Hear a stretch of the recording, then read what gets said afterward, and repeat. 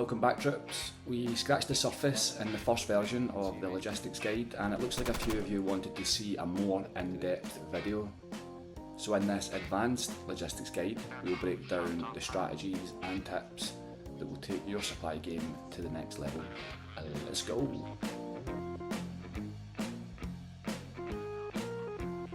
We'll kick things off with early game logistics strategies. So in this example, you are starting a new game and you want to be taking on the role of logistics.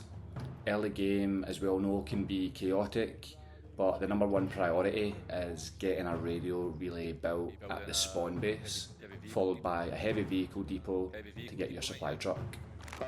Okay, so for this map we are in the northern side of the map, sorry. It looks like this is going to be the AI controlled base, so we're going to have the opportunity to quickly cap this one. So it's going to be pretty important to get a radio here, which is going to open up military hospital, and a radio here, which is going to open up Onchadu and Yolka. So we've got this supply depot here. This base also has hidden supply cache, so we'll probably attack that one. Okay, let's do it.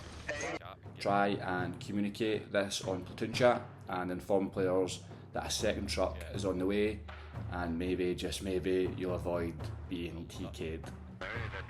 There are two angles to this early game strategy.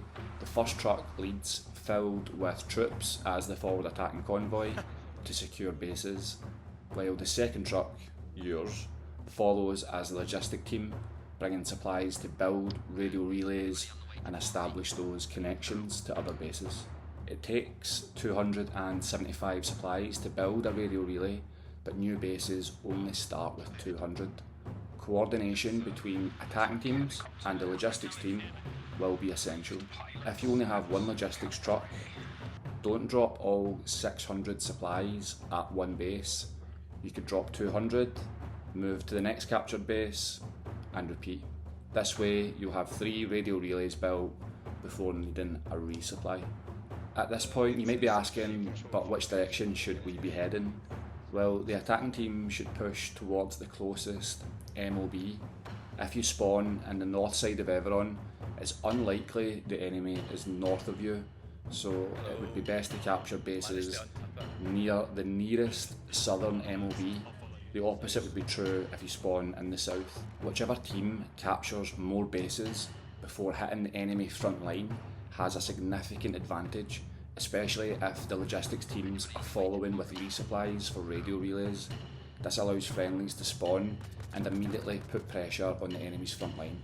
On the topic of radios, big shout out to Logan R21, who had a great tip on the previous video about the radio backpacks. The player that spawns the radio backpack can then choose to fast respawn to that backpack once every 10 minutes, which is a great way to get yourself back in the fight.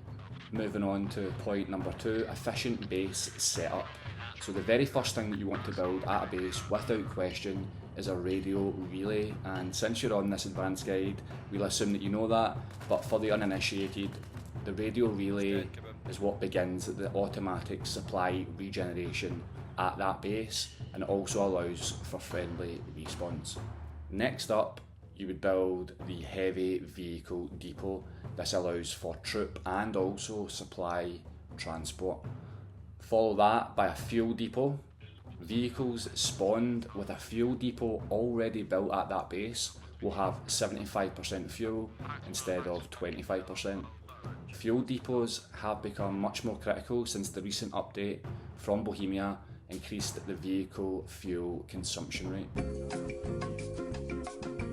Next up, I would go for the living quarters. The living quarters, as we know, reduces the supply cost for player respawns by 50%, and it also allows you to spawn AI squads to help defend the base.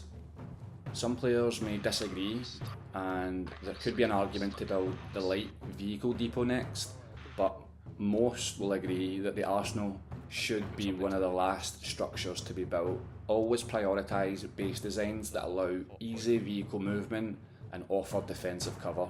Remember, you can rotate structures before placing them by holding R1 on PS5, and don't forget heavy vehicle depots have the highest supply capacity, so they're ideal for unloading large amounts of supplies.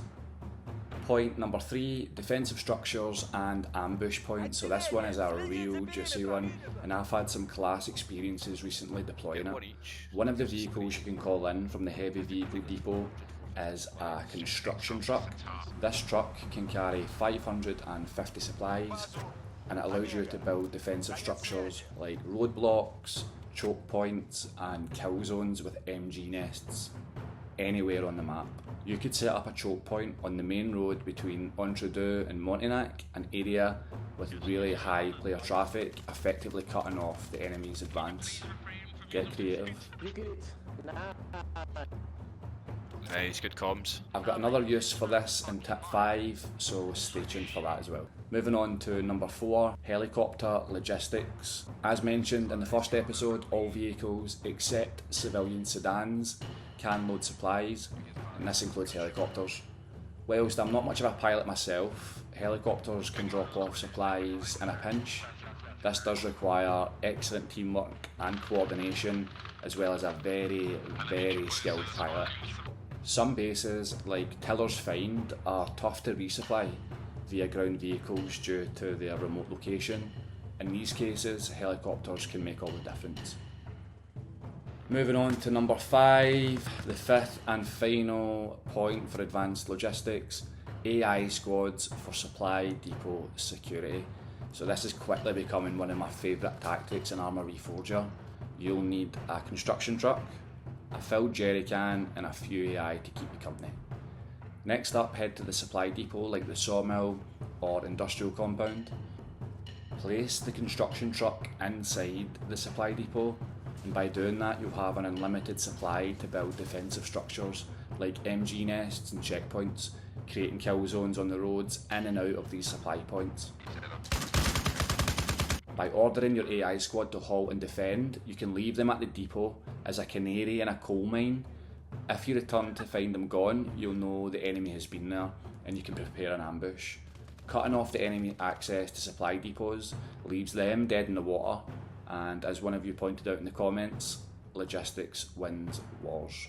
I can't wait to see what new updates Bohemia brings for Arma Reforger. It's sounding like mods are more likely for PS5 than we first thought, so that's super exciting.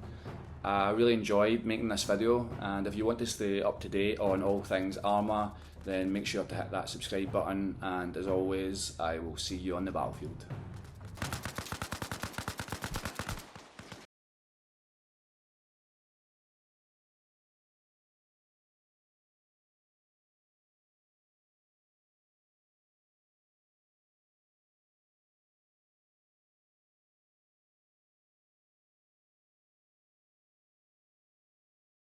Bro, shut up, man.